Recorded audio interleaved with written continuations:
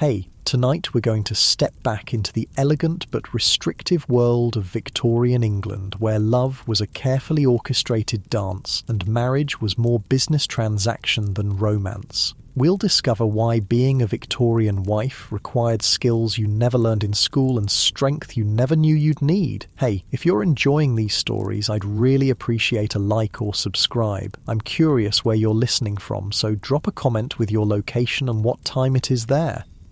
Now, find a cozy spot, take a slow, deep breath, and let your body sink into comfort as we journey back in time together. Congratulations, you've just woken up in 1860 as an 18-year-old woman in Victorian England. The morning light filters through heavy velvet curtains, and you can feel the weight of your thick cotton nightgown against your skin. Your feet hit the cold wooden floor, and immediately you're reminded that central heating doesn't exist yet. The chill seeps through the floorboards and wraps around your ankles like invisible fingers.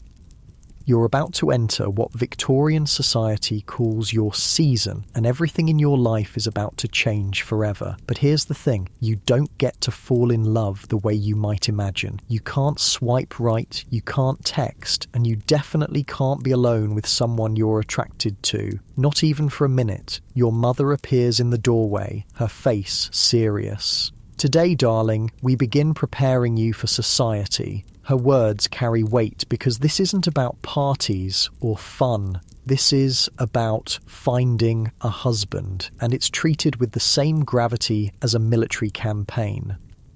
The good news is you're considered ready for this world now that you're 18. The bad news? Every single thing you do from this moment forward will be watched, judged and recorded in the mental notebooks of every person you meet. Your reputation is like a soap bubble, beautiful but so fragile that one wrong move will pop it forever.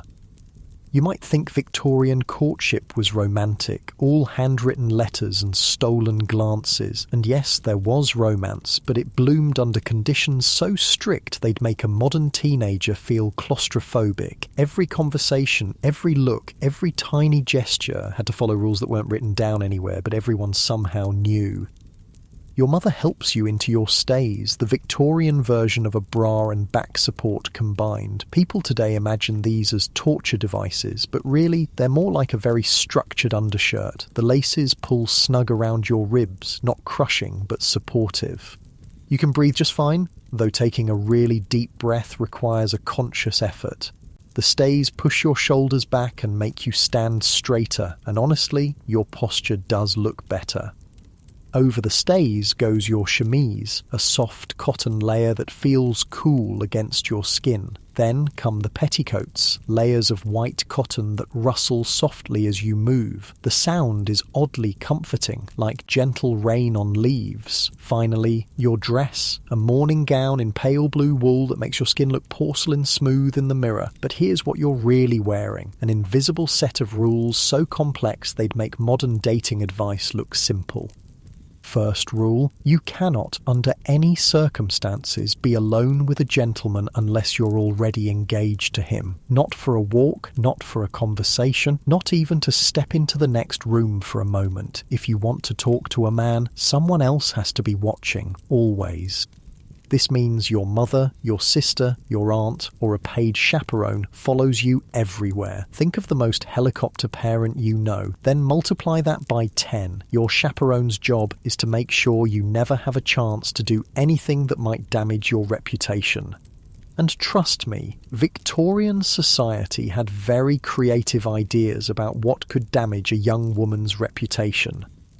You can't write a letter to a gentleman unless you're engaged. You can't accept a gift from him unless it's something small and public, like flowers or a book. You can't even shake his hand for too long. A brief gloved touch is acceptable. Anything more is scandalous. You might wonder how anyone ever managed to fall in love under these conditions. Well, love found a way, but it had to be patient and very, very clever, which brings us to one of the most ingenious communication systems ever invented. The language of the fan. Every well-bred Victorian lady carried a fan, and not just for cooling herself in stuffy ballrooms. That innocent-looking accessory was actually a sophisticated messaging system that would make modern texting look primitive. Your mother sits you down for what she calls fan lessons, though she doesn't call it that out loud. A lady, she says, opening her own ivory fan with a soft snap, speaks with more than just her voice. She holds the fan closed against her left cheek. This means no. Then she moves it to her right cheek. This means yes. She fans herself slowly. This means I am spoken for. Then quickly. This means I wish to speak with you. You practice these movements until they feel natural. Closing the fan with your left hand means you wish to get acquainted. Opening and closing it repeatedly means you want to kiss. Drawing it across your forehead means we are being watched. Dropping it means we belong to each other. It's like learning a secret code, and in many ways that's exactly what it is. Victorian women denied the freedom to speak openly about their feelings, created their own language. They turned a simple cooling device into a tool of rebellion, a way to say what society wouldn't let them say with words. But the fan language only works if someone knows how to read it. So mothers teach daughters, and older women whisper the meanings to younger ones. It becomes a conspiracy of femininity, a shared secret that makes the restrictive rules of courtship just slightly more bearable. Your first test comes at a local dinner party. You're wearing your best evening dress, dark green silk that rustles like whispered secrets when you walk. The neckline is modest by modern standards, but daring for daytime wear, showing just the suggestion of your collarbone. Your hair is piled high in an elaborate style that took your maid an hour to perfect, with tiny pearl pins that catch the candle light. The parlour is warm and golden, lit by dozens of candles that make everything look soft and romantic. The air smells of beeswax and rose water, with underlying hints of the roast beef being prepared in the kitchen. Your stomach growls softly, but you ignore it. Ladies don't acknowledge hunger in public. A young gentleman approaches, properly introduced by your hostess, Mr. Charles Whitmore, second son of a local landowner. He's pleasant-looking, with kind brown eyes and a nervous smile that suggests he's as uncertain about these social rules as you are.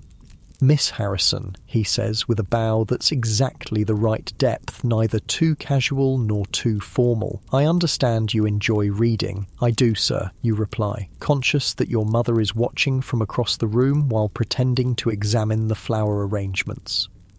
I recently finished a most interesting novel. Might I inquire which one? This is where the conversation becomes a delicate dance. You want to seem intelligent, but not too intellectual. Accomplished, but not intimidating. Interesting, but not opinionated. It's exhausting, honestly. Jane Eyre, you say, testing the waters. It's a somewhat daring choice, given that the novel deals with passion and social criticism, but it's popular enough to be respectable. His eyes light up. Ah, Miss Bronte's work. I found it quite compelling, though perhaps a bit intense for some tastes.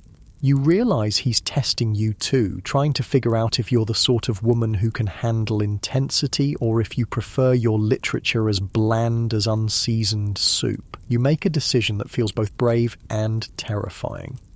You open your fan halfway and hold it in your right hand. The message, if he knows the code, is clear. I like you, but proceed carefully. He glances at the fan, and you see understanding flicker in his eyes. He knows the language. Perhaps, he says quietly, you might recommend another novel the next time we meet? You draw the fan slowly across your cheek. I would be delighted to, sir.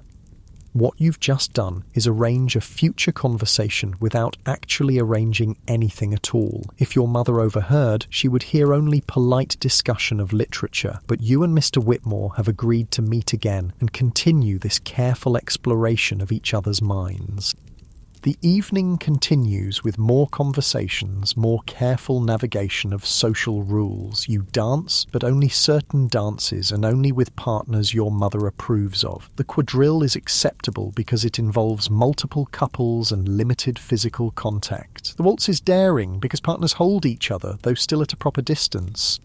When Mr. Whitmore asks you to waltz, you feel your heart speed up. For the 3 minutes of the dance, his gloved hand rests lightly on your waist and your gloved hand touches his shoulder. It's the most intimate physical contact you're allowed to have with any man who isn't your husband, and the sensation is both thrilling and strange.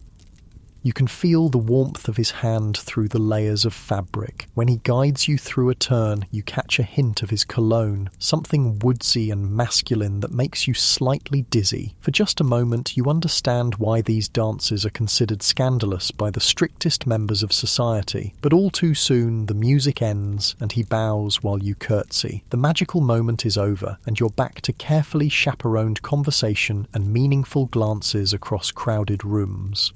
This is how Victorian courtship works. 3 minutes of dancing feels revolutionary, and holding someone's hand without gloves on would be absolutely shocking. Everything is heightened because everything is restricted. A smile becomes significant because it's all you're allowed to offer. A meaningful look carries the weight of a love letter because you can't actually send love letters. As the weeks pass, you and Mr. Whitmore develop a relationship through the most carefully orchestrated encounters imaginable. You happen to meet at the same lending library on Tuesday afternoons. You're both invited to the same dinner parties and musical evenings. Your mothers, who are not fools, notice this pattern and approve. But even as this gentle courtship develops, you're beginning to understand that marriage in Victorian England isn't really about love at all. It's about money, property, and social advancement. Love, if it happens, is considered a pleasant bonus. Your father has already had conversations with Mr. Whitmore's father, not about whether you two like each other, but about the financial arrangements that would make a marriage possible. These men are negotiating a contract that will govern the rest of your life, and you won't see the terms until after everything is decided. Mr. Whitmore's family wants to know exactly how much money your father will provide as your dowry. Your father wants to know what Mr. Whitmore stands to inherit and how he plans to support a wife. Both families are calculating whether this union will improve their social standing, increase their wealth, or provide useful business connections. You're not consulted about any of this. You're the prize in the negotiation, not a participant in it. But you are fortunate because your parents actually seem to care whether you like your potential husband. Many girls aren't so lucky. Some Victorian women meet their future husbands for the first time at their engagement parties. Some are married off to pay family debts or secure business partnerships, regardless of their feelings. Your friend Margaret whispers to you at another party that her cousin Emily was promised to a man 40 years her senior because his shipping business could save Emily's father from bankruptcy. Emily had never even spoken to the man before their wedding day. At least he's kind to her, Margaret says, but you both know that kindness from a stranger isn't the same thing as love from someone you've chosen. The more you learn about marriage, the more you understand that you're about to enter a legal arrangement that will fundamentally change who you are. Once you say, "I do," you'll legally cease to exist as an independent person. Everything you own will belong to your husband. Every decision about your life will be his to make. You'll even lose the right to your own children if something goes wrong. The law calls it coverture, and it means that a married woman is covered by her husband's legal identity. She disappears into his existence like a drop of water absorbed by a sponge. But tonight, you're still yourself. You're still Miss Harrison, with your own thoughts and dreams, and the right to own property and make decisions. You can still change your mind about Mr. Whitmore if you want to, though the social pressure to marry someone suitable grows stronger every day.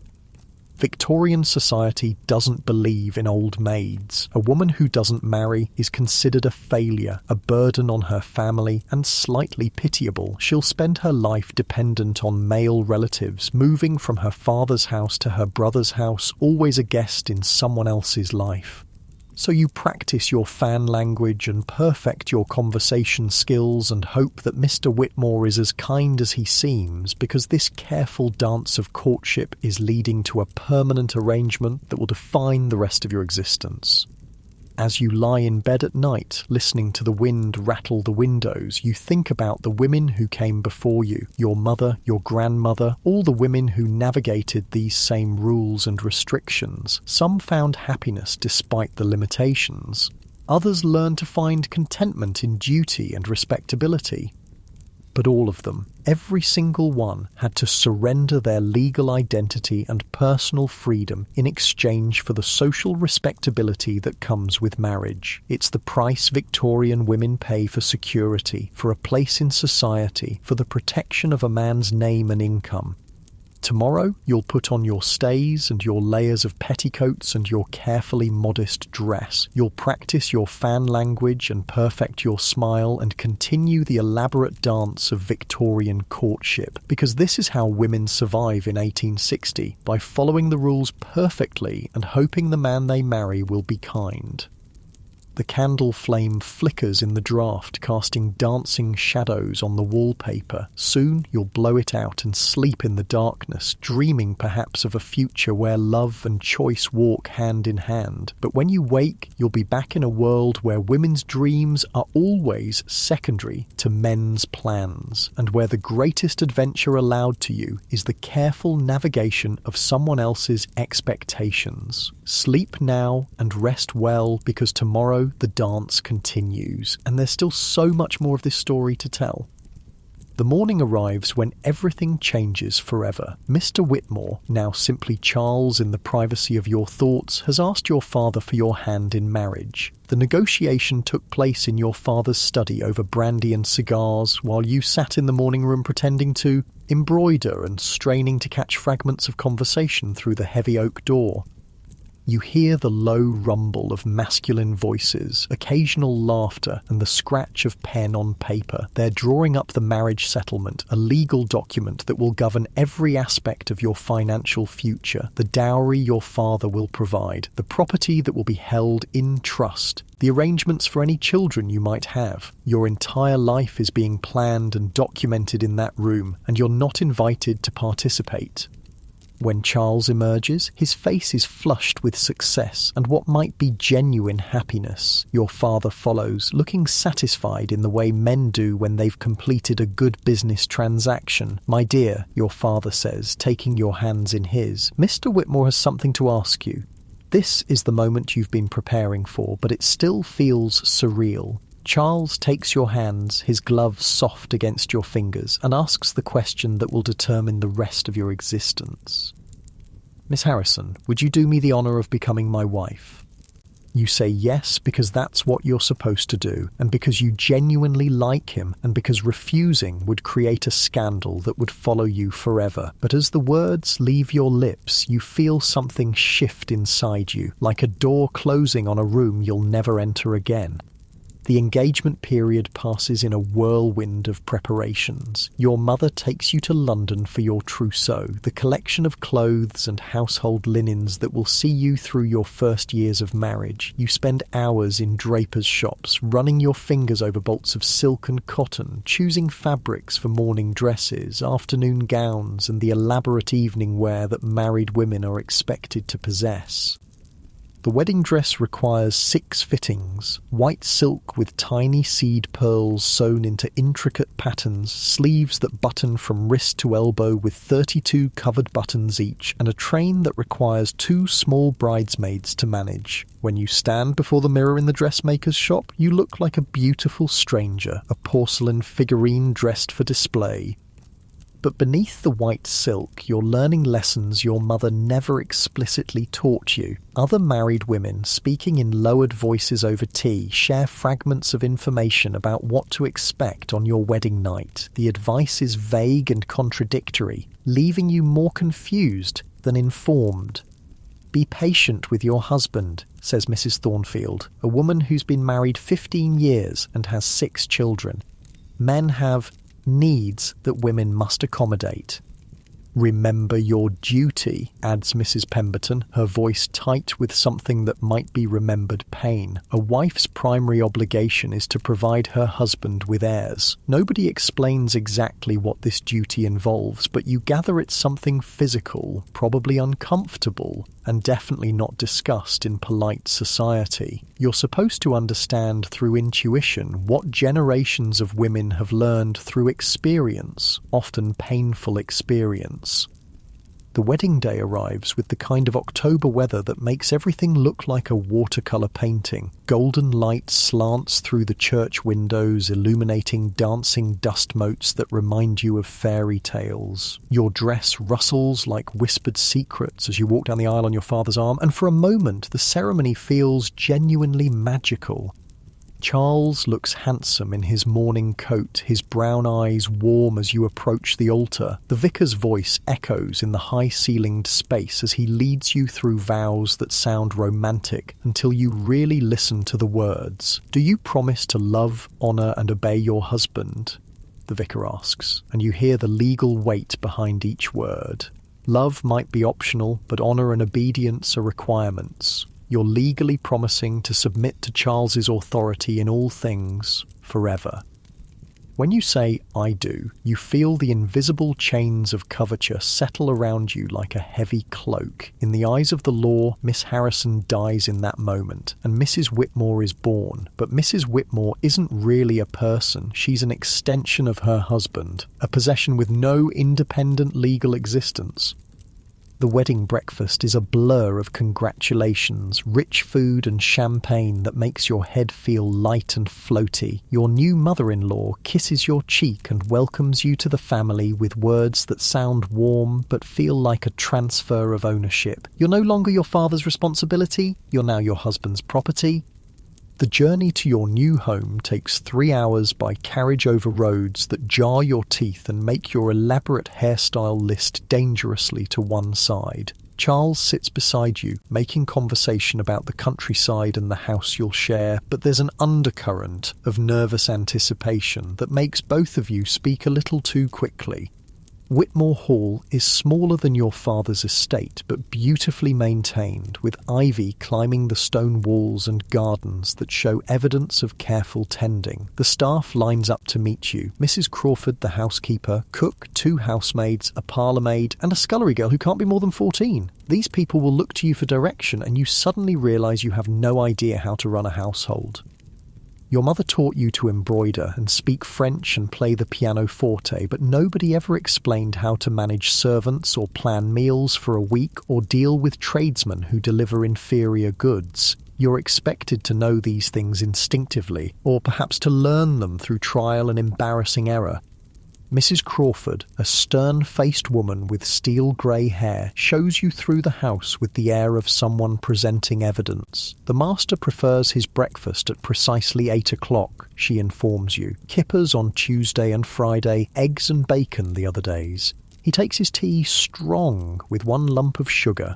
You nod and try to memorise these details, understanding that your husband's comfort is now your primary responsibility. If his breakfast is late or his tea too weak, it will be your fault, not the cook's. The house feels enormous after the familiar spaces of your childhood home, rooms upon rooms filled with furniture that belongs to Charles's family, decorated according to his mother's taste, organised around his preferences and routines. You're a guest in your own home, and you suspect you'll feel that way for months or perhaps years to come. Your bedroom is connected to Charles's by a dressing room, an arrangement that allows for privacy while maintaining the easy access that marriage apparently requires. The bed is enormous, with heavy curtains that can be drawn for warmth and privacy. Looking at it makes your stomach flutter with nervousness about what will happen when the sun sets.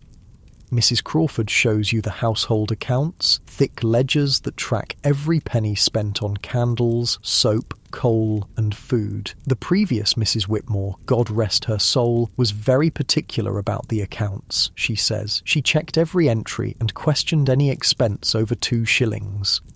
You stare at the neat columns of figures and realise you're looking at your future. Every day you'll need to review these accounts, manage the household budget, and make decisions about expenditures that could affect your family's financial standing. If you spend too much on groceries, Charles will notice. If you spend too little and the quality suffers, Charles will notice that too.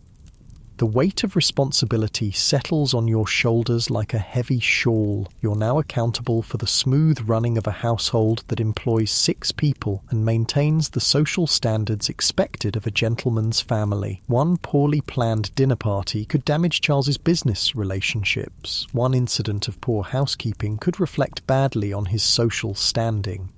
As evening approaches, your new lady's maid, a young woman named Sarah, helps you out of your wedding dress and into a nightgown that feels simultaneously too revealing and too concealing. The white cotton is softer than anything you've ever worn, but it's designed for a purpose you don't fully understand.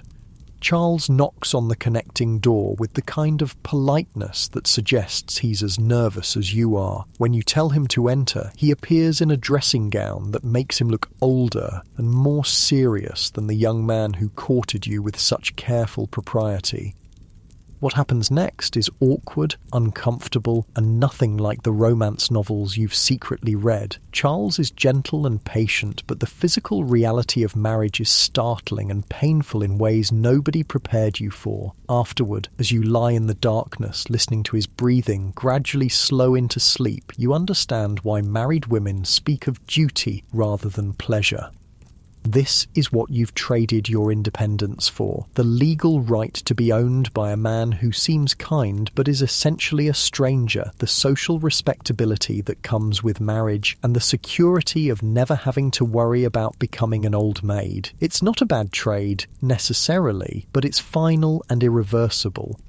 The next morning brings your first real test as mistress of the house. You wake to find Charles already dressed and in his study, attending to correspondence that requires his immediate attention. The servants are waiting for your instructions about the day's meals, and you realise you have no idea what Charles likes for breakfast beyond Mrs. Crawford's brief summary. You make your way to the kitchen, still feeling strange in your new role. Cook, a plump woman with flour permanently dusted on her apron, looks at you expectantly. "What would you like for dinner tonight, ma'am?" she asks, and you understand that this question will be repeated every single day for the rest of your married life.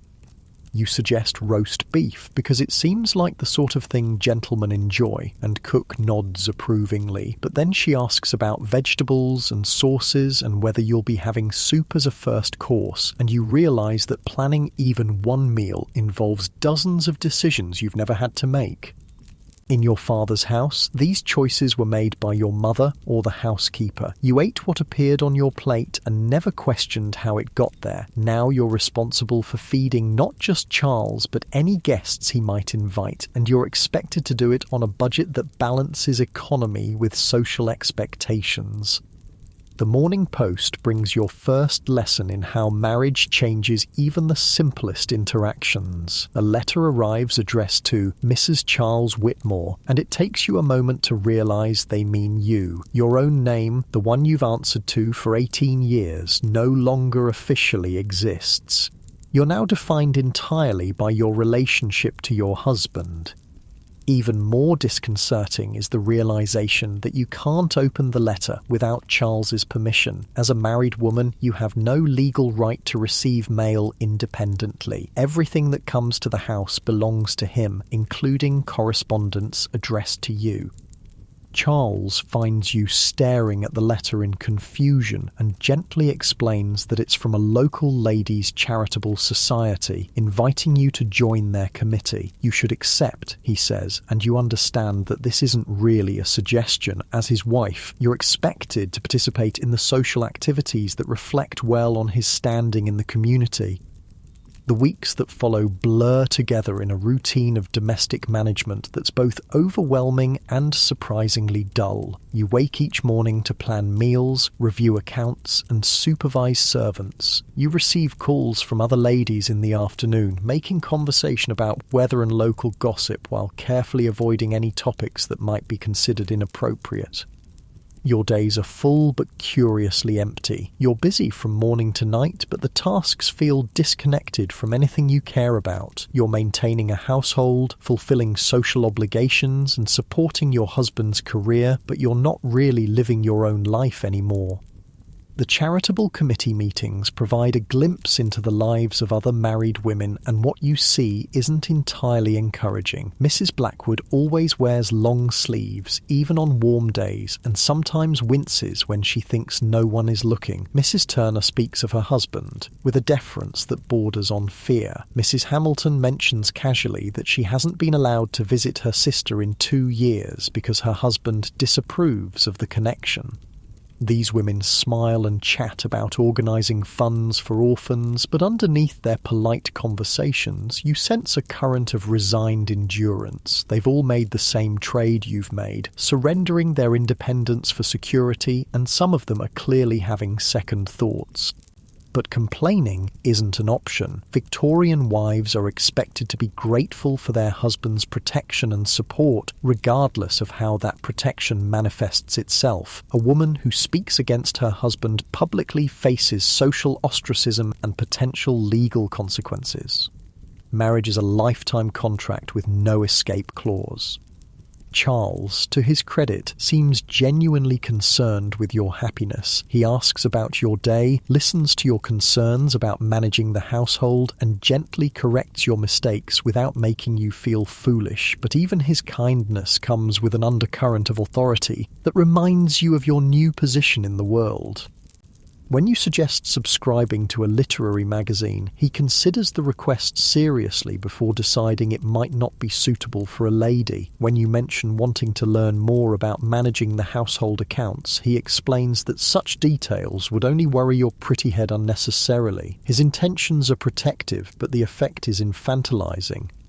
You're beginning to understand that marriage hasn't just changed your legal status, it's changed your entire identity. You're no longer expected to have opinions about politics, literature, or even your own life. Your thoughts and desires are supposed to align automatically with your husband's, as if saying "I do" had somehow merged your consciousness with his. The physical aspects of marriage remain uncomfortable and bewildering. Charles is patient and tries to be gentle, but there's a fundamental disconnect between what he needs from these encounters and what you experience. You submit because it's your duty, but the pleasure that poets write about remains mysteriously absent. Other women hint that this is normal, that wives aren't supposed to enjoy the physical side of marriage. Close your eyes and think of England, Mrs. Pemberton advises with a bitter smile, but you can't help wondering if there's something wrong with you, or if this is simply another sacrifice women make for the privilege of respectability. As winter settles over the countryside, you find yourself spending long hours staring out windows at the bare trees and grey skies. The house feels like a beautiful prison, comfortable but confining. You have everything a woman is supposed to want: security, social standing, a kind husband, and a well-appointed home, but you feel strangely hollow inside. The woman you used to be, the one who had opinions and dreams and the legal right to own property, feels like a character from a book you read long ago. Mrs. Charles Whitmore is a different person entirely, one whose existence is defined entirely by her usefulness to others. You're learning to be content with this new identity, because contentment is the best most Victorian wives can hope for. Love might grow with time, happiness might be found in small domestic pleasures, and fulfillment might come through children and charitable work. But the wild freedom of choice, the intoxicating possibility of self-determination, those things are gone forever. Tonight, as you brush your hair before the bedroom mirror, you catch a glimpse of someone who looks like you but feels like a stranger. She's well-dressed, well-cared for, and apparently well-adjusted to her new life. But in her eyes, if you look carefully, you can see the ghost of the girl who used to believe the world was full of possibilities. That girl is gone now, absorbed into the legal identity of a man she's still getting to know. What remains is a Victorian wife, learning to navigate a world where survival means perfect submission, where happiness is secondary to duty, and where the greatest victory is simply making it through each day without causing scandal or disappointment. Sleep comes slowly in the big bed, with its heavy curtains drawn against the winter cold. Tomorrow will bring more lessons in household management, more practice in the art of being grateful for a life you never chose, and more opportunities to perfect the delicate balance between dignity and obedience that defines a successful Victorian marriage. But for now, in the quiet darkness, you can still remember what it felt like to be yourself. 6 months into your marriage, you're beginning to discover that the polished surface of Victorian respectability hides secrets that would shock the very society that created them. The morning light filters through your bedroom curtains, casting everything in that soft, golden glow that makes even the most ordinary objects look precious. But this morning feels different, weighted with knowledge you wish you didn't possess. It starts with small things. Charles has begun staying late in town more frequently, claiming business dinners and gentlemen's club obligations that keep him away until well past midnight. When he returns, he smells of cigars and something else, something musky and unfamiliar that clings to his clothes despite the winter air. You don't question him, of course. Victorian wives don't interrogate their husbands about their whereabouts. To do so would suggest a lack of trust that reflects poorly on your character, not his. So you smile and ask if he had a pleasant evening, and he kisses your forehead with the same distracted affection he might show a favourite niece.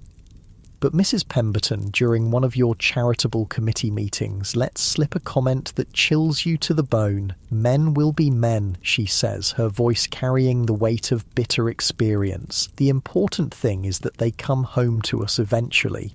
The way she says it, with that particular emphasis on eventually, makes you understand that she's talking about more than late business dinners. She's talking about the other women, the ones who exist in the shadows of respectable society.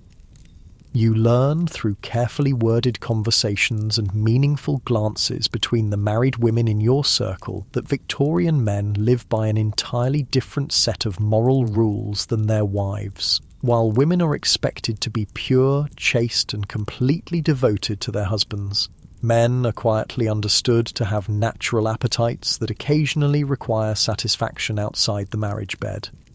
The prostitutes who work the theatres and music halls of London aren't just serving rough working men or bachelor gentlemen. Many of their customers are respectable married men, pillars of the community, churchgoers who preach about morality on Sunday and seek pleasure in brothels on Tuesday.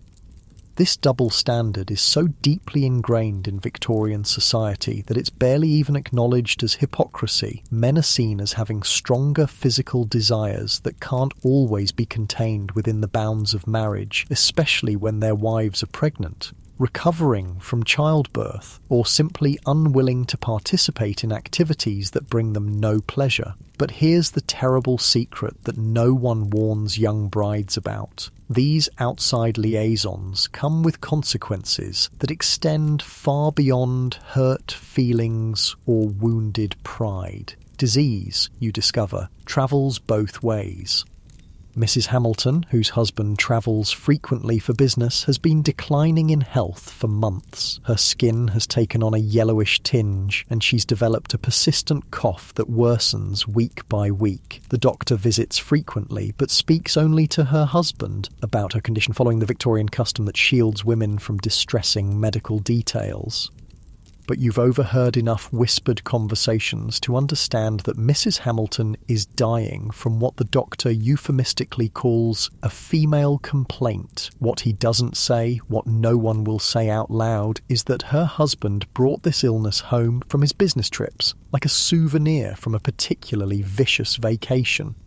Syphilis and gonorrhea, the scourges of Victorian sexuality, don't recognise the boundaries between respectable wives and fallen women. When a man visits a prostitute and then returns to his marriage bed, he can carry infection to a wife who has never been with another soul, who has followed every rule of purity and devotion that society demanded of her. The cruel irony is that these women often don't understand what's happening to their bodies. Victorian medicine shields them from knowledge about their own anatomy, their own diseases, their own reproductive systems. They suffer mysterious ailments, lose babies to miscarriage, battle infertility, and sometimes die young, never knowing that their symptoms have a name and a cause. Even more horrifying is the myth that sleeping with a virgin can cure a man of venereal disease. This folk belief, passed down through generations of ignorant desperation, leads some infected men to seek out young girls, sometimes children, believing that innocence can somehow cleanse their corruption. The result is a cycle of infection and suffering that touches even the most respectable households. Wives who have never strayed from the path of virtue find themselves battling diseases they don't understand, while their husbands continue to be welcomed in polite society without question.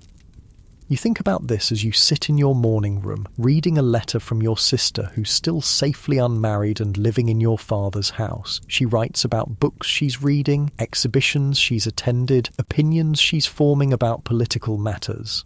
Her life seems impossibly free compared to yours, filled with choices and possibilities that feel like distant memories. The contrast makes you acutely aware of how much you've lost. Marriage was supposed to be the beginning of your real life, but instead it feels like the end of your authentic self. You've traded your independence, your legal rights, your freedom of movement, and your intellectual autonomy for security and social acceptance, and now you're beginning to suspect that even the security might be an illusion. Your own health has been uncertain lately. Nothing dramatic, just a persistent fatigue and some discomfort that you mention to Charles, but that he dismisses as typical feminine weakness. When you suggest calling the doctor, he assures you that such things resolve themselves naturally and that you shouldn't worry your pretty head about minor complaints. But you've been listening more carefully to the conversations of other wives, and you're starting to recognise patterns, the way Mrs. Thornfield excuses herself frequently during social gatherings, the careful way Mrs. Blackwood sits as if movement causes her pain, the drawn look around Mrs. Turner's eyes when she thinks no one is watching.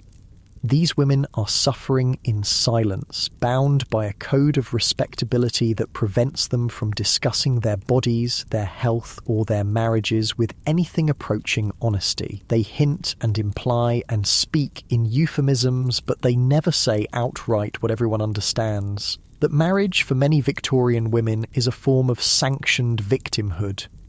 The physical abuse is perhaps the most carefully hidden secret of all. Victorian law explicitly gives husbands the right to correct their wives, and what constitutes reasonable correction is left largely to the man's discretion. A husband can hit his wife, lock her in a room, deny her food, or restrict her movements, and the law will support his authority as head of the household.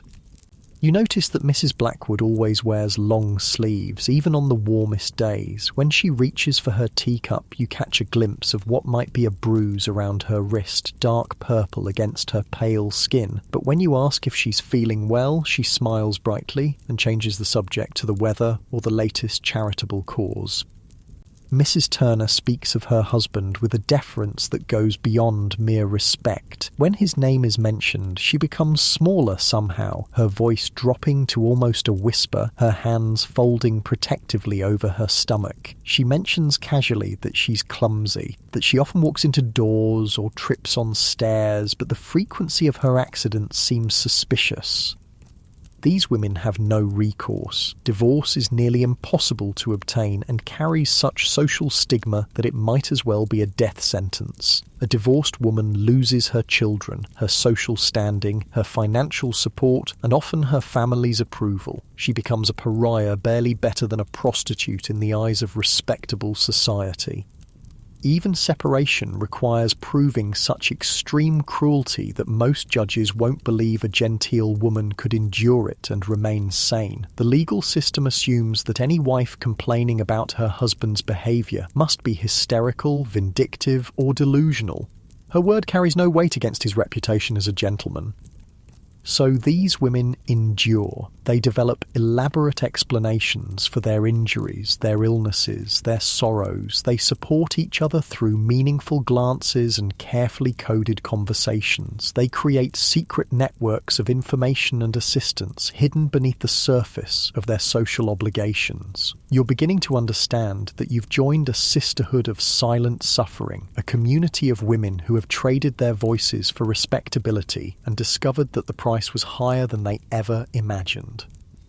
The realization comes fully one afternoon when you're going through Charles's correspondence to help organize his business papers. It's a task he's assigned you, part of your duties as a wife, and you're supposed to simply sort and file without reading. But one letter catches your attention because it's written in a woman's hand, the paper scented with cheap perfume that's nothing like the subtle fragrances used by ladies of your social class. The letter is brief and to the point. Ruby, apparently a young woman of Charles's acquaintance, is requesting financial assistance for what she delicately terms a delicate situation. She mentions their friendship and hints at consequences that might prove embarrassing to a gentleman of his standing. You sit in the silence of the study, holding this evidence of your husband's infidelity, and feel something break inside you that you didn't even know was still whole. Not your heart exactly, that was already cracked from the loneliness and disappointment of marriage. What breaks is your last illusion about the world you've entered. Charles, your kind and patient husband, has been living a double life. While you've been struggling to be the perfect wife, managing his household and supporting his social standing, he's been pursuing other women with the casual entitlement that Victorian society grants to men of his class. The woman writing this letter is probably younger than you, possibly desperate, certainly without the protections that your social class provides. If she's pregnant, as the letter seems to suggest, she faces a future of shame, poverty, and social ostracism. Charles faces no consequences at all beyond the minor inconvenience of providing some money to make the problem disappear.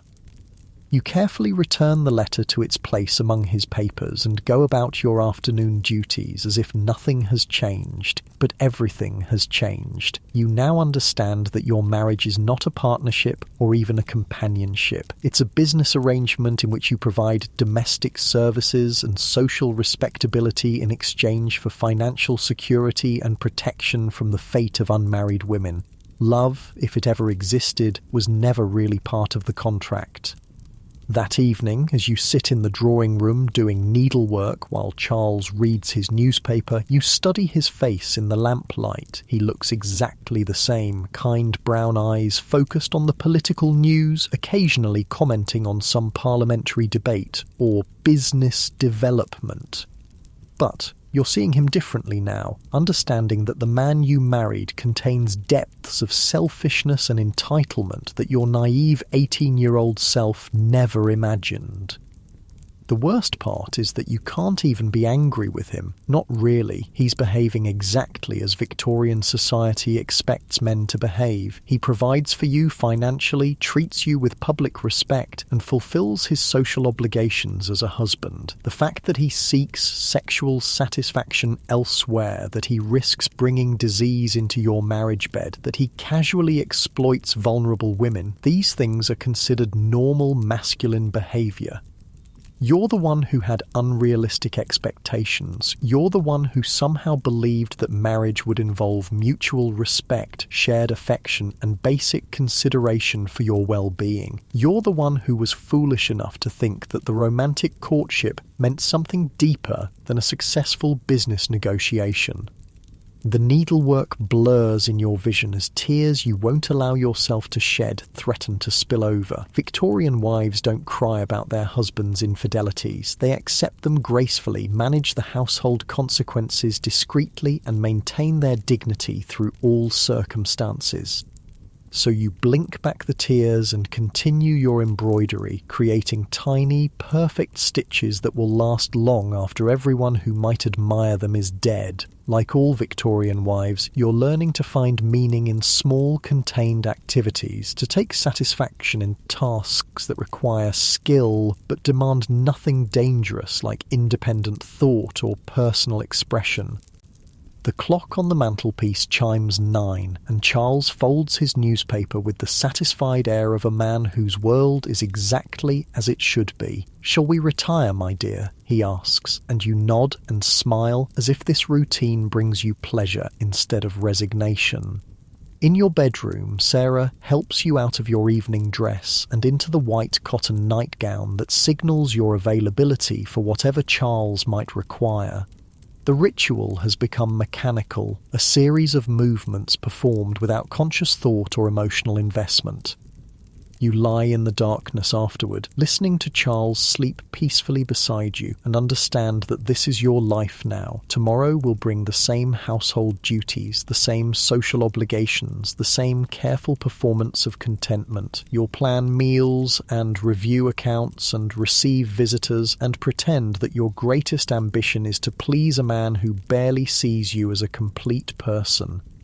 But perhaps the most insidious aspect of Victorian marriage is how it teaches women to police themselves. You find yourself grateful for Charles's gentleness even as you resent his casual infidelities. You appreciate his financial support even as you mourn your lost independence. You value the social respectability of marriage even as you suffocate under its restrictions. This is how the system perpetuates itself, by making women complicit in their own oppression, by teaching them to be thankful for crumbs of consideration, by convincing them that any alternative would be worse than their current situation. You pull the heavy blankets up to your chin and try to find comfort in the warmth, in the solid walls around you, in the knowledge that you'll never be a homeless spinster dependent on reluctant relatives for charity. These are real benefits, genuine securities that many women lack. But as sleep finally begins to claim you, you allow yourself one moment of pure honesty. You think about the girl you used to be, the one who believed in love and choice and the possibility of a life shaped by her own desires. That girl is gone, dissolved into the legal identity of Mrs. Charles Whitmore, like sugar dissolving in bitter tea. What remains is a woman learning to survive in a world designed to contain her, to find satisfaction in servitude, to discover dignity in submission. Tomorrow you'll wake up and put on that identity again because it's the only one available to you now.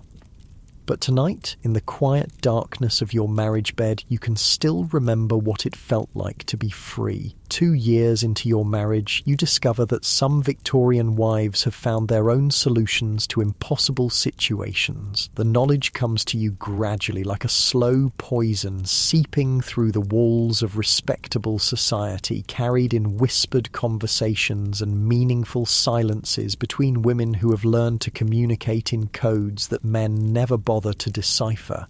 It begins with Mrs. Pemberton's sudden widowhood. Her husband, a robust man in his 40s who had never shown signs of illness, takes to his bed one Tuesday morning, complaining of stomach upset, and dies 3 days later. The doctor attributes his death to a virulent strain of influenza, but you notice how Mrs. Pemberton's relief seems disproportionate to her grief. She appears at the funeral in perfect mourning attire, her face composed in appropriate sorrow, but there's something different about her posture. For the first time since you've known her, she stands completely straight, her shoulders no longer curved in the defensive hunch that had become her trademark. When she speaks at the reception afterward, her voice carries a strength you've never heard before.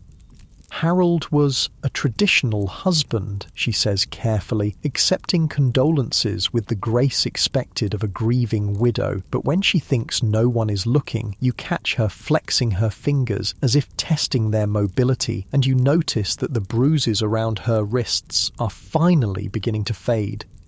The second incident involves Mrs. Blackwood, whose husband meets with a similar fate 6 months later. Another sudden illness, another quick decline, another funeral where the widow seems more liberated than devastated. Dr. Morrison, the elderly physician who attends most of the prominent families in the district, begins making pointed comments about the unusual number of stomach ailments affecting married men this season. But his observations lead nowhere because Victorian law enforcement has little interest in investigating the deaths of respectable gentlemen who appear to have died from natural causes. The idea that their wives might have had anything to do with their demises is literally unthinkable to male authorities who view women as too weak and moral to commit serious crimes. You learn about the methods through conversations that never quite say what they mean. Women discussing the challenges of dealing with rats in their pantries, sharing recommendations for effective poisons that work quickly and leave little trace. Conversations about headache powders and the importance of keeping medicines clearly labelled. Casual mentions of arsenical compounds used in cosmetics and pest control. Substances so common in Victorian households that no one thinks twice about purchasing them. Arsenic, you discover, is called inheritance powder for good reasons. It's odourless, tasteless, and easily mistaken for indigestion when administered in small doses over time. A wife who knows her husband's habits, who prepares his food and serves his tea, who has access to his daily routines, can slowly poison him while appearing to be the most devoted of caregivers. The irony is bitter and perfect. Victorian society has trained women to be so focused on their husband's comfort and well-being that the perfect wife can commit the perfect murder simply by being too attentive to his needs. Not all the women who whisper about these methods are actually planning to use them. For many, just knowing that such options exist provides a psychological relief that makes their daily endurance possible. The knowledge that they could fight back, even if they choose not to, gives them a sense of agency in lives otherwise defined by complete powerlessness. But some do more than whisper. Some act. Mrs. Hamilton, whose husband has begun staying out entire nights without explanation, starts keeping a diary, not the sweet, innocent record of daily activities that young ladies are encouraged to maintain, but a detailed documentation of her husband's behaviour, his treatment of her, and the gradual deterioration of her health under his care. She writes in code, using initials and euphemisms that would mean nothing to a casual reader, but create a devastating record for anyone who knows how to interpret them. She notes the dates of his violent episodes, describes her injuries in clinical detail, and records the progression of symptoms that suggest he's brought disease home from his outside relationships. C returned late again, condition requiring attention to my person, she writes on a Tuesday in March. Injuries to left arm and shoulder area, applied cold compresses, symptoms of previous complaint returning. To anyone else, this might read like notes about a clumsy accident and a recurring illness, but Mrs. Hamilton is creating evidence that might someday save her life or explain her death. Other women adopt similar strategies. They hide money in household accounts, claiming small amounts for imaginary expenses and secreting the coins away in case they ever need to flee. They cultivate relationships with relatives who might provide shelter in an emergency. They learn about legal remedies that might theoretically be available to wives in extreme circumstances. But the legal system remains almost entirely closed to them. Divorce, even for women who can prove adultery, cruelty and abandonment simultaneously, requires legal proceedings that will destroy their reputations and leave them destitute. The few women who attempt it find themselves fighting not just their husbands, but the entire structure of Victorian society. Take the case of Mrs. Caroline Norton, a woman whose husband's abuse became so public that she couldn't hide it any longer. When she finally sought legal separation, her husband retaliated by claiming custody of their children and refusing to provide any financial support. The courts supported his right to do both, ruling that a woman who leaves her husband, even for the best of reasons, forfeits all claims to her children and property. Mrs. Norton spent years fighting for basic legal rights, writing pamphlets and lobbying politicians for reforms that would give women some protection under the law. Her efforts eventually contributed to the Matrimonial Causes Act of 1857, which theoretically made divorce more accessible. But in practice, the law remained heavily biased against women, requiring them to prove not just adultery, but additional offences like cruelty or incest before courts would grant relief. Even when women can prove extreme abuse, judges often dismiss their testimony as feminine hysteria or vindictive exaggeration. The legal system assumes that any woman complaining about her husband must be emotionally unstable or morally deficient. Her word carries no weight against his reputation as a gentleman, especially if he can present himself as a reasonable man driven to discipline an unreasonable wife. You learn these things through the network of women who have learned to share information without appearing to discuss anything more serious than recipes or household management. They teach each other which doctors might be sympathetic to female complaints, which lawyers might consider taking a woman's case, which relatives might provide temporary shelter for a desperate wife. But they also share darker knowledge, which poisons work most effectively, which accidents might befall abusive husbands, which symptoms suggest that justice might need to be administered privately since the law offers no protection. The most horrifying aspect of this hidden world is how normal it seems to the women who inhabit it. They discuss murder with the same calm practicality they use to plan dinner parties, weighing options and sharing advice with the efficiency of experienced household managers.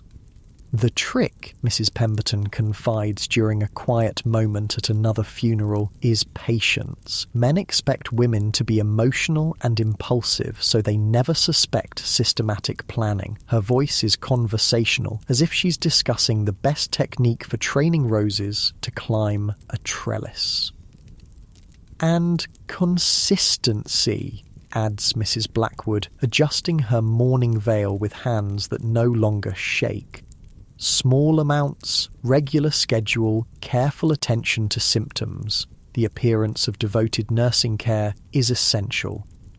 They speak like professionals sharing trade secrets, which in a way they are. Victorian society has trained them to be experts in their husband's habits, preferences, and vulnerabilities. They know exactly when he takes his tea, what foods he favours, which medicines he relies on for various complaints. They've spent years studying these men with the focused attention that comes from having their survival depend on predicting masculine moods and needs. Now, some of them are simply applying that expertise in a different direction. You listen to these conversations with a mixture of horror and fascination, understanding that you're receiving an education no finishing school ever provided. These women are teaching you that survival sometimes requires moving beyond passive endurance into active resistance, even when that resistance takes forms that would horrify the ministers who preach about feminine virtue and wifely submission. But you also realise that you're fortunate. Charles, for all his faults, has never raised a hand to you. His infidelities hurt your feelings and endanger your health, but he doesn't beat you, lock you in your room, or deny you food as punishment for imagined transgressions. Compared to some of the husbands these women describe, yours is practically a gentleman. This relative mercy makes your position more complex. You have grievances, but not grounds for the extreme measures that desperation sometimes requires. You're trapped in a marriage that disappoints and constrains you, but you're not in immediate physical danger. Your suffering is largely emotional and psychological, the slow erosion of selfhood rather than the acute crisis of physical abuse. So, you continue your daily routines, managing the household with increasing competence, fulfilling your social obligations with practiced grace, and maintaining the appearance of a satisfied wife while documenting your own experiences in a private diary that you hide beneath your jewellery box. Your entries are more circumspect than Mrs. Hamilton's detailed records, but they serve a similar purpose. You're creating a record of your authentic thoughts and feelings, preserving some evidence that the woman you used to be actually existed. Writing becomes a form of resistance, a way of maintaining your inner voice when your outer voice has been so thoroughly subdued. Today, C informed me that we would be entertaining his business associates next week, you write one evening, after a particularly frustrating conversation. He expressed surprise that I might have opinions about the menu, reminding me that such decisions are best left to those with experience in business matters. I smiled and agreed, as I have learned to do, but noted privately that I have been managing this household for 2 years and might have developed some expertise in entertaining guests. Each entry is a small act of rebellion, a quiet assertion that your thoughts and opinions matter even if no one else will ever acknowledge them. You write about your loneliness, your frustration with the limitations placed on your intellectual development, your growing understanding of how completely the law has erased your individual identity.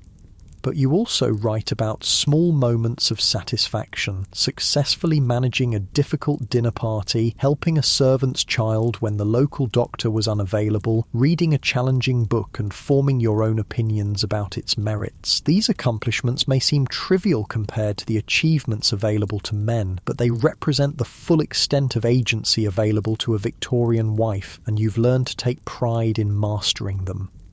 The diary becomes your confidant, the only place where you can be completely honest about your experiences. You write about the physical discomfort of marital relations, the emotional distance you feel from a husband who sees you as a pleasant but relatively unimportant part of his household, the growing awareness that your carefully cultivated domestic skills are appreciated mainly for their contribution to his social standing. Most importantly, you write about the other women, creating a record of their struggles and strategies that might someday prove valuable to other wives facing similar challenges. You document the coded conversations, the shared warnings about dangerous husbands, the network of support that exists beneath the surface of respectable society.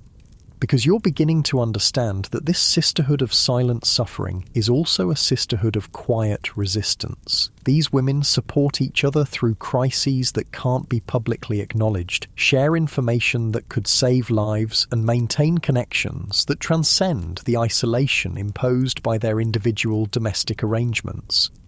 When Mrs. Turner appears at church with fresh bruises that her powder can't quite conceal, 3 different women find reasons to visit her during the week, bringing small gifts and staying just long enough to assess her condition and offer coded assistance. When young Mrs. Davies confides her fears about her husband's increasing violent temper, she receives invitations to tea that provide temporary refuge and practical advice about protecting herself. These interactions look like ordinary social visiting to outside observers, but they're actually part of an underground railroad for endangered wives, a system of mutual aid that operates entirely within the bounds of acceptable feminine behaviour. You're proud to be part of this network, even as you hope you'll never need to rely on it for your own survival. The knowledge that such support exists makes your own situation more bearable, and the opportunity to help other women provides a sense of purpose that your official domestic duties can't match. As autumn settles over the countryside again, marking your 3rd year of marriage, you realise that you've survived the transition from idealistic bride to pragmatic wife. You've learned to find satisfaction in small achievements, to take pride in competencies that society considers trivial, and to maintain your sense of self through private acts of resistance and documentation.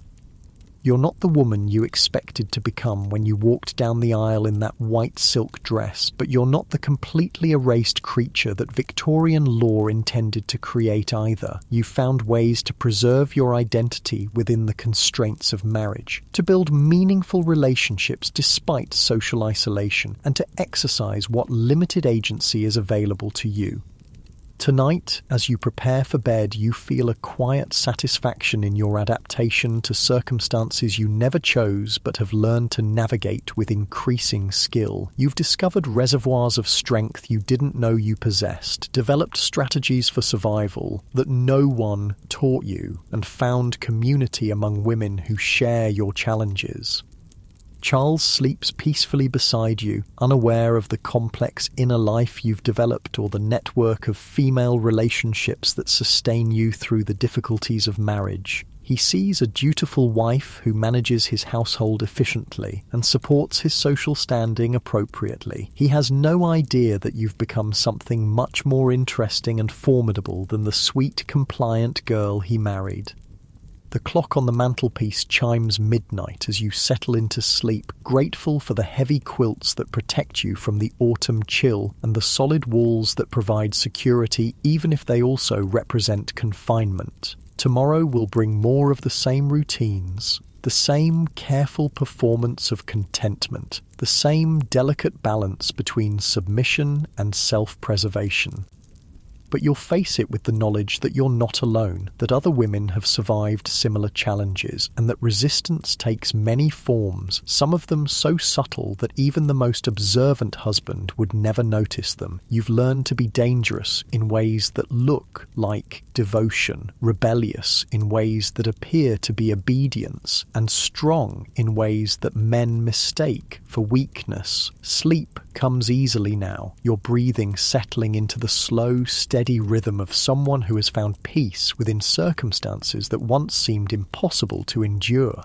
5 years into your marriage, you witness something that changes everything. A woman who refuses to be silent. Her name is Mrs. Elizabeth Morrison, and she arrives in your district as the new vicar's wife, carrying herself with a confidence that immediately sets tongues wagging throughout the parish. Unlike the other wives in your social circle, Mrs. Morrison speaks directly to her husband during public gatherings, offering her own opinions on theological matters and community issues. She doesn't defer to his authority with the automatic submission that Victorian society expects. Instead, she treats him like an equal partner, someone whose opinion she values but doesn't automatically consider superior to her own. The shock this creates among the local families is palpable. During her first month in the parish, you overhear at least 3 different conversations questioning whether Reverend Morrison properly controls his household. The gentlemen express concern about the example such behaviour sets for other wives, while the ladies whisper about Mrs. Morrison's obvious lack of proper training in feminine deportment. But you find yourself drawn to her like a moth to candlelight. There's something magnetic about watching a woman move through the world with the kind of self-possession you remember having once, long ago, before marriage taught you to fold yourself into smaller and smaller spaces. Mrs. Morrison calls on you one Tuesday afternoon, following the social customs that require new residents to introduce themselves to established families. But instead of the stilted conversation about weather and household management that usually characterises such visits, she asks you directly what you think about the proposed changes to the poor laws currently being debated in Parliament. The question catches you so off guard that you almost spill your tea. No one has asked for your political opinion in 5 years. You've barely allowed yourself to form political opinions, understanding that such thoughts are irrelevant to your role as a wife. My husband follows such matters more closely than I do, you stammer, falling back on the safe response that deflects any suggestion that you might have independent thoughts about public affairs. Mrs. Morrison sets down her teacup and looks at you with the kind of direct attention that makes you feel slightly breathless. But surely you have observations about the treatment of poor families in this district. You work with the charitable society, don't you? You must see the effects of current policies on women and children who need assistance. And suddenly, you're talking, really talking, for the first time in years. You tell her about the families you've visited, the impossible choices facing women whose husbands have died or abandoned them, the children who go hungry because their mothers have no legal right to their father's property. You find yourself expressing opinions you didn't even know you had, drawing connections between individual cases and broader social patterns. Mrs. Morrison listens with the intensity of someone who considers your thoughts genuinely valuable, asking follow-up questions that demonstrate she's actually paying attention to your words rather than simply waiting for her turn to speak. The conversation lasts 2 hours and leaves you feeling more alive than you have since your wedding day. After she leaves, you sit in your morning room staring at the spot where she had been, marvelling at the experience of being treated like a complete person rather than a decorative accessory to your husband's life. You realise how starved you've been for intellectual engagement, how much you've missed the simple pleasure of exploring ideas with someone who respects your capacity for complex thought. Mrs. Morrison becomes a regular visitor, and through her you meet other women who are quietly challenging the restrictions that define Victorian femininity. They gather in each other's drawing rooms under the pretense of discussing charitable work or cultural improvement, but their real purpose is far more radical. They're educating themselves about legal rights, political developments, and social reforms that might improve women's lives. These meetings introduce you to women who are writing pamphlets about women's education, organising petitions for legal reforms, and corresponding with other reformers throughout England and Europe. They share books that challenge conventional ideas about feminine capabilities and discuss strategies for expanding women's opportunities within the bounds of respectability. You learn about Frances Power Cobb, who writes scathing critiques of coverture laws and advocates for women's right to control their own property. You read the works of Caroline Norton, whose personal struggles with an abusive husband led her to campaign for legal reforms that would protect other wives from similar treatment. Most inspiring of all, you discover Barbara Lee Smith Bodishan, who not only writes about women's rights but lives them, maintaining her own household and supporting herself through her writing even after marriage. These women are proving that alternatives to complete submission exist, that some wives are finding ways to retain their independence and dignity within marriage or to create lives outside it entirely. The knowledge that such women exist transforms your understanding of what might be possible for your own life. You begin to see your current situation not as a permanent prison, but as a temporary constraint that might someday be loosened or escaped entirely.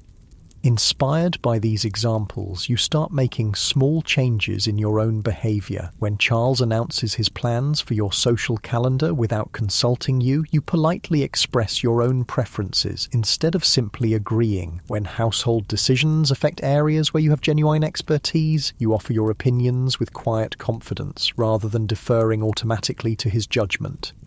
These changes are subtle enough that Charles barely notices them, but they represent a fundamental shift in how you understand your role in the marriage. You're no longer simply responding to his needs and wishes, you're asserting your right to have needs and wishes of your own. The transformation accelerates when you begin writing for publication. Mrs. Morrison mentions that the local newspaper occasionally prints letters from readers about community issues, and she encourages you to submit your thoughts about the charitable society's work with poor families. Your first published letter appears under the byline "A Lady of the Parish," following the convention that allows women to express public opinions while maintaining appropriate anonymity. The letter argues for more systematic support for widowed mothers and generates several responses from other readers, creating exactly the kind of public discussion that Victorian ladies are supposed to avoid. But the thrill of seeing your ideas in print, of knowing that strangers are reading and responding to your thoughts, is unlike anything you've experienced since your wedding day. You feel a sense of purpose and accomplishment that household management has never provided. a connection to the broader world that marriage had severed. Charles notices the letter and comments approvingly that it reflects well on his household's charitable commitments, apparently never suspecting that his wife might be the author. His assumption that you couldn't possibly have written anything worthy of publication both amuses and motivates you to continue developing your writing skills.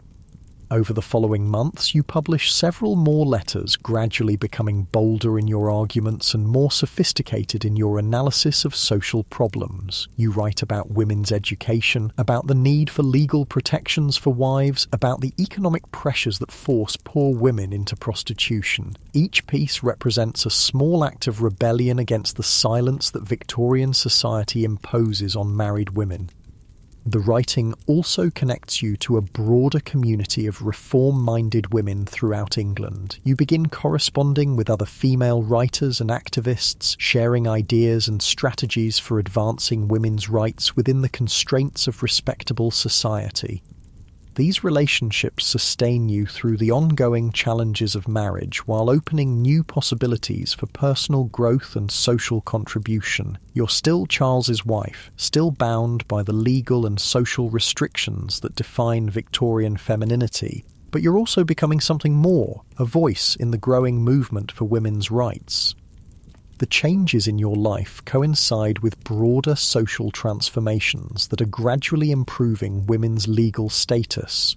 The Matrimonial Causes Act of 1857 makes divorce theoretically more accessible, though still extremely difficult for women to obtain. The Married Women's Property Acts of the 1870s and 1880s will eventually give wives some control over their own earnings and property. These legal reforms happen slowly and face enormous resistance from men who benefit from the current system, but they represent genuine progress toward recognizing women as independent legal persons rather than property belonging to their husbands. You follow these developments through newspapers and correspondence with other reform-minded women, understanding that you're witnessing the beginning of a transformation that will eventually benefit women who are still children today. The changes come too late to fundamentally alter your own situation, but they offer hope for future generations of wives who might have more choices than you've had. The realization that you're part of a historical transition gives meaning to the struggles you've endured and the small acts of resistance you've managed. Your suffering hasn't been pointless, it's part of a larger story about women's fight for recognition as complete human beings worthy of legal protection and social respect. This perspective helps you find peace with the compromises you've made and the limitations you continue to face. You're not the completely independent woman you dreamed of becoming as a girl, but you're not the erased non-entity that Victorian law intended to create either. You've found ways to maintain your identity, contribute to meaningful social change, and build relationships that sustain and inspire you.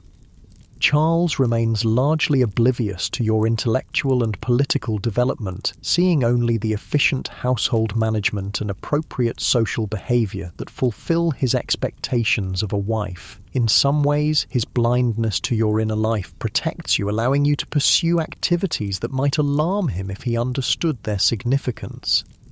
But you've also come to see his limitations more clearly, understanding that his inability to recognise your full humanity reflects his society's failure to educate men about women's capabilities rather than any personal malice. He's trapped by Victorian masculine expectations, just as you're trapped by feminine ones, though his cage is larger and more comfortable than yours. This understanding doesn't eliminate the loneliness or frustration you feel in your marriage, but it helps you approach these challenges with greater equanimity. You've learned to find fulfillment outside your relationship with Charles while maintaining the appearance of contentment that social stability requires. The network of reform-minded women you've joined provides the intellectual stimulation and emotional support that marriage has never offered. These relationships prove that meaningful connections are possible even within the constraints of Victorian society, that women can support each other's growth and resistance in ways that transcend the isolation imposed by domestic arrangements.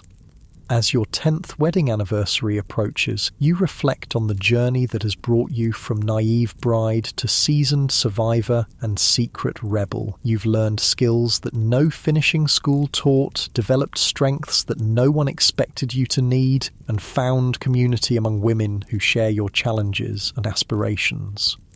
The woman you've become is neither the romantic heroine you imagined as a girl, nor the completely subjugated wife that Victorian law intended to create. You're something more complex and resilient, a person who has learned to thrive within constraints, to find agency within restrictions, and to maintain hope despite disappointments. Your story is both uniquely personal and representative of thousands of other Victorian wives who found ways to survive and occasionally even flourish within a system designed to contain them. Some, like you, adapted by finding meaningful work and supportive communities within the bounds of respectability. Others, like the women who turned to poison, chose more dramatic forms of resistance when survival demanded it. All of you deserve recognition for the courage it took to maintain your humanity under circumstances that systematically denied your full personhood. The small acts of rebellion, the quiet networks of support, the gradual accumulation of legal and social changes. These things matter as much as the more visible struggles of famous reformers and political leaders. The sun sets earlier now as winter approaches again, casting long shadows across the countryside that has become genuinely familiar over the years. You've learned to love this landscape, these rooms, these routines that once felt like prison walls, not because they've changed, but because you found ways to inhabit them that preserve your sense of self. Tonight, as you prepare for bed, you feel grateful for the warmth of your house, the security of your position, and the meaningful work you've managed to create within the constraints of marriage. You've learned to appreciate the genuine satisfactions available to you while maintaining your commitment to expanding options for other women. Charles sleeps peacefully beside you, unaware that he's married to a woman who has become far more interesting and formidable than the girl he courted so carefully all those years ago. He sees a successful wife who manages his household competently and reflects well on his social standing. He has no idea that you've become a published writer, a political advocate, and a quiet revolutionary working for social change. The contrast between his perception and your reality no longer frustrates you as much as it once did. You've learned to find satisfaction in work that he'll never understand and relationships that exist entirely outside his awareness. Your private life has become rich enough to compensate for the limitations of your public role. As sleep begins to claim you, you think about the women who will come after you, the ones who might have more choices because of the work you and others have done to challenge unjust laws and social customs. They'll face different constraints and discover different forms of resistance, but they'll benefit from the foundation that your generation has laid. The fight for women's freedom didn't begin with the suffragettes, and it won't end with voting rights. It's an ongoing struggle that takes different forms in each generation, requiring new strategies as circumstances change, but maintaining the same fundamental goal: recognition that women are complete human beings deserving of dignity, respect, and the right to shape their own lives. Your contribution to that struggle has been quieter than some, but no less significant. You've proven that resistance is possible even under the most restrictive circumstances, that community can flourish even in isolation, and that hope can survive even the most disappointing compromises. The clock on the mantelpiece chimes midnight, marking the end of another day in a life that has turned out very differently than you expected, but not without its own forms of meaning and satisfaction. You've learned to be content without being complacent, grateful without being passive, and peaceful without being defeated. Tomorrow will bring new opportunities to support other women, to advocate for social reform, and to demonstrate that Victorian wives can be far more than the decorative, submissive creatures that society expected them to be. You'll continue the work of proving that women's voices matter, that their experiences deserve documentation, and that their struggles contribute to the long, slow progress toward justice. But for now, in the quiet darkness of your bedroom, surrounded by the solid walls that represent both security and constraint, you can rest in the knowledge that you found ways to live with dignity within circumstances you never chose but have learned to navigate with grace and determination.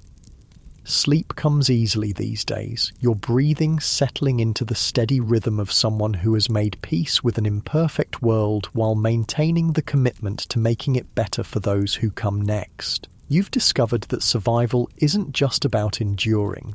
It's about finding ways to flourish even when flourishing requires redefining what success means.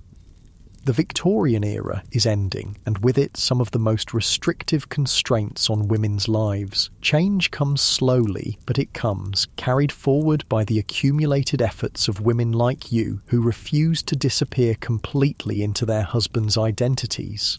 You've been part of something larger than yourself, a movement that will outlive your individual struggles and create possibilities that you can barely imagine.